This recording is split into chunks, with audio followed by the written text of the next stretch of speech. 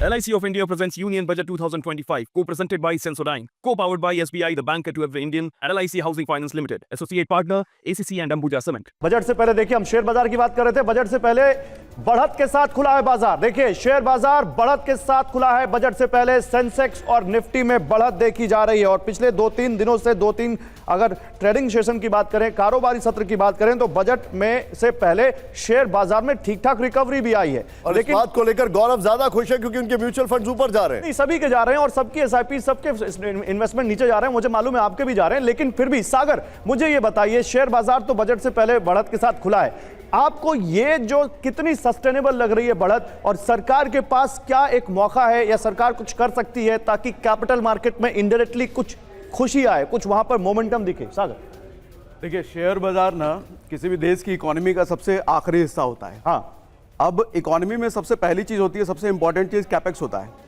सरकार का अगर कैपिटल एक्सपेंडिचर अच्छा खासा है तो उसका असर नीचे उतरते उतरते कैस्केडिंग इफेक्ट है ये, तो शेयर मार्केट तक भी पड़ता है। अब अगर आप ये साल देखें, ये साल चुनाव का साल था। अब चुनाव के साल में क्या होता है कि सरकार अगर इलेक्शन में बिजी है तो उसका बिजनेस कैपेक्स से ध्यान थोड़ा सा भटकेगा, ये जाहिर सी बात है।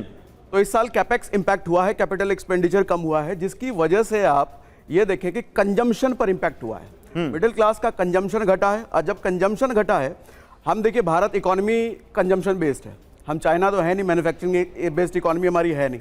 तो कंजम्पशन जैसे ही घटेगा, कंजम्पशन बेस्ड जैसे एफएमसीजी, रिटेल, ऑटो सेक्टर्स हैं, उनका धंधा घटेगा। हाँ, उनका धंधा घटेगा तो शेयर मार्केट पर उसका सीधा असर दिखेगा। नहीं, अभी इस साल शेयर हमने यही मार्केट की देखा है। क्योंकि शेयर मार्केट का जिक्र हो रहा है, सागर एक अपडेट दे दें। बढ़त के साथ जो खुला था उससे सेंसेक्स करीब 150 पॉइंट आ गया और फ्लैट कारोबार कर रहा है। तो अब शेयर बाजार भी करीब इंतजार कर रहा है कि पहले आ जाने दो, फैक्टर इन बाद में करेंगे। सागर देखिए, वही मैं कह रहा था कि Q2 का रिजल्ट खराब निकला था और Q3 का भी रिजल्ट लगभग खराब ही आया है, काफी सारी कंपनियों के रिजल्ट आ गए हैं। अब इसका असर हमको शेयर मार्केट पर देखने को मिला है, कैस्केडिंग इफेक्ट, जैसे कि मैंने बात करा। क्योंकि मार्च से जब इलेक्शन प्रोसेस शुरू हुआ तो बिजनेस कैपिटल एक्सपेंडिचर कम होता है, उसकी वजह से कंजम्पशन घटा, अब कंपनियों का रिजल्ट खराब हुआ।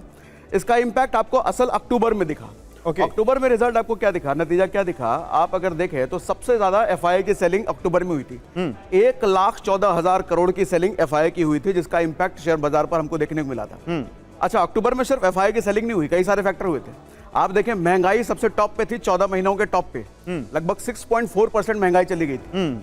अच्छा, कंजम्पशन घटा है, Q2 के रिजल्ट खराब हुए हैं, शेयर मार्केट खराब हुआ है, जीडीपी भी खराब हुआ। नहीं, इस पर भी एक अपडेट है निशांत और सागर। देखिए, कंजम्पशन पर सरकार बढ़ाने पर इस बजट में फोकस दे सकती है। कंजम्पशन बढ़ाने के लिए डिमांड बढ़ानी होगी, डिमांड बढ़ाने के लिए लोगों के हाथ में पैसा देना पड़ेगा। अब वो कहां से आएगा, कैसे आएगा, वो देखना पड़ेगा। लेकिन सरकार कंजम्पशन गौरव, कभी ग्राफिक्स चला था, मैं चाहूंगा ग्राफिक्स फिर से प्ले ऑन करिए। बड़ा इंटरेस्टिंग ग्राफिक्स है।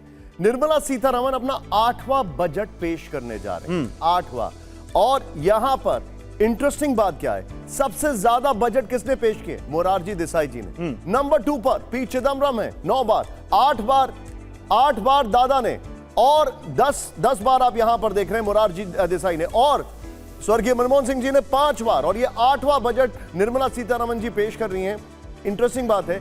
अब मैं सीधे चलूंगा, अब हम बात करें एम्प्लॉयमेंट की। एम्प्लॉयमेंट में किसका फायदा, किसका नुकसान? मेरे साथ सर मौजूद हैं यहां पर। सर, आपसे, प्रोफेसर, आपसे समझना चाहूंगा, हम एम्प्लॉयमेंट की बात कर रहे हैं, सबसे ज्यादा नुकसान अनऑर्गेनाइज सेक्टर में हुआ है, और जिसको सबसे ज्यादा उम्मीदें हैं वो अनऑर्गेनाइज सेक्टर ही है। एम्प्लॉयमेंट के लिहाज से इकोनॉमिक सर्वे कहता है कि 78.5 लाख नौकरियां जो हैं वो हमें लानी पड़ेंगी। और हमें नहीं भूलना चाहिए कि अलग अलग स्टेट गवर्नमेंट्स का फ्रीबीज के वजह से क्या हाल है। हिमाचल ने अभी कहा है कि हमें आईएएस आईपीएस ऑफिसर्स और नए वाले नहीं चाहिए, जितने हैं उतने पर्याप्त हैं। ओवरऑल सिनेरियो में ये दो चीजों को मैं जंबल अप कर रहा हूं, मैं आपसे जानना चाहूंगा आप कैसे देखते हैं?